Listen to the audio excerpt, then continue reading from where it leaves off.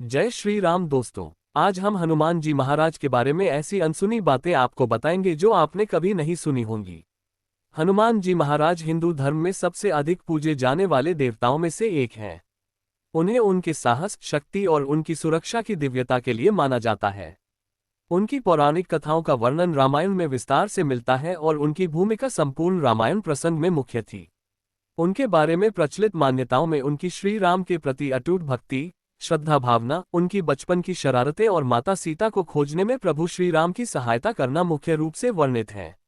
सिर्फ रामायण ही नहीं बल्कि महाभारत और अन्य पुराणों में भी हनुमान जी की भक्ति का वर्णन किया गया है।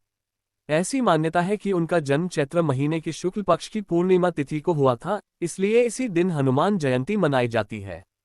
हनुमान जी को पवन सुत, केसरी नंदन, बजरंगबली जैसे कई नामों से भी जाना जाता है। आइए जानें उनके जीवन से जुड़ी कुछ ऐसी बातों के बारे में जिनसे शायद आप सभी अनजान होंगे। हनुमान जी भगवान शिव के अवतार थे। पौराणिक कथाओं में इस बात का जिक्र है कि केसरी और अंजना के पुत्र थे, लेकिन वास्तविकता ये भी है कि वो भगवान शिव का अवतार थे और उन्हें शिव जी के अंश के रूप में भी पूजा जाता है। हनुमान जी को पवन पुत्र के रूप में भी जाना जाता है। ऐसा माना जाता है कि जब भगवान विष्णु ने पृथ्वी पर राम अवतार लिया तब भगवान शिव ने उनके साथ रहने के लिए पृथ्वी पर हनुमान रूप में अवतार लिया। हनुमान उनका जन्म से नाम नहीं था। हनुमान जी का नाम जन्म के समय हनुमान नहीं था, बल्कि एक बार उन्होंने सूर्य को कोई मीठा फल समझकर निगल लिया था। तब भगवान इंद्र ने सूर्य को मुक्त करने के लिए वज्र प्रहार किया और उनका जबड़ा सूज गया।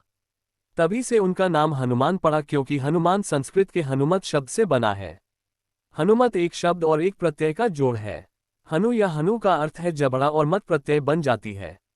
तो हनुमान का अर्थ है वह जिसका जबड़ा सूज गया हो या विकृत हो गया हो। भगवान हनुमान के 5 भाई थे। ब्रह्मांड पुराण श्लोक 223-227 में कहा गया है कि अंजना और केसरी के कुल 5 पुत्र थे, जिनमें से हनुमान सबसे बड़े थे।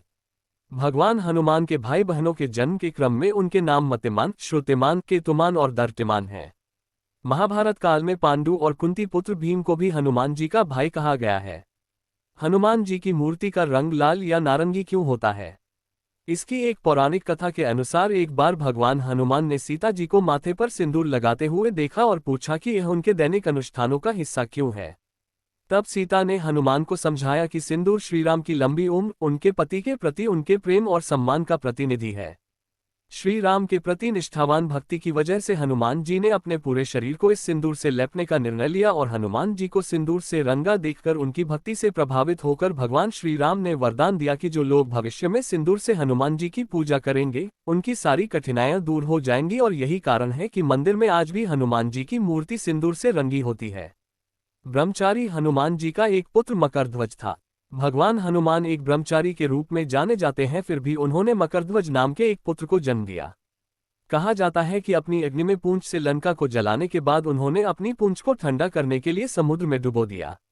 उस समय उनके शरीर का पसीना एक मछली ने निगल लिया और उसी मछली से मकरध्वज का जन्म हुआ। रामायण ही नहीं, महाभारत में भी थी हनुमान जी की उपस्थिति। पौराणिक कथाओं के अनुसार हनुमान जी की उपस्थिति राम के समय में यानी रामायण काल में मौजूद थी। लेकिन शायद ही किसी को ये ज्ञात हो कि हनुमान जी अर्जुन के रथ पर अपने चित्रित ध्वज के रूप में कुरुक्षेत्र के युद्ध के मैदान में भी उपस्थित थे। ऐसा उन्होंने भगवान कृष्ण की श्रद्धा के रूप में किया था। भगवान कृष्ण भी विष्णु जी का 10वां अवतार थे और इसी वजह से हनुमान जी उनके साथ उपस्थित थे।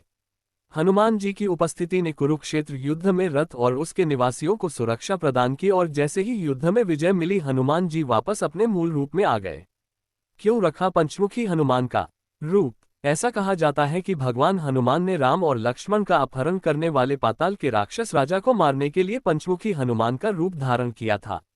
हनुमान को इस बात का पता लगा कि अहिरावण को मारने के लिए उनको एक ही समय में 5 दीपकों को बुझाने की जरूरत है, क्योंकि उनके भीतर राक्षस राजा की आत्मा रहती है। इसलिए भगवान हनुमान 5 सिरों में रूपांतरित हो गए। पंचमुखी हनुमान के रूप में केंद्र में हनुमान जी मौजूद थे। दक्षिण में नरसिम्हा जी थे जो शेर के रूप में थे, पश्चिम में गरुड़ जी, उत्तर में सुअर का सिर और आकाश के सामने एक घोड़े का सिर था। भगवान हनुमान अमर हैं। हिंदू ग्रंथों में 8 चिरंजीवियों का उल्लेख है और भगवान हनुमान उनमें से एक हैं। ऐसा कहा जाता है कि वह कलयुग के अंत तक श्री राम के नाम और कहानियों का जाप करते हुए इस धरती पर चलेंगे। हनुमान जी को इस युग में भी पूजनीय माना जाता है और उन्हें अमर मानते हुए ही उनकी पूजा की जाती है। वास्तव में भगवान हनुमान के जीवन से जुड़े ये कुछ ऐसे रहस्य हैं जिनसे आप सभी शायद अनजान होंगे। अगर आपको वीडियो अच्छा लगा हो तो वीडियो को शेयर करें और हमारे चैनल को सब्सक्राइब करें।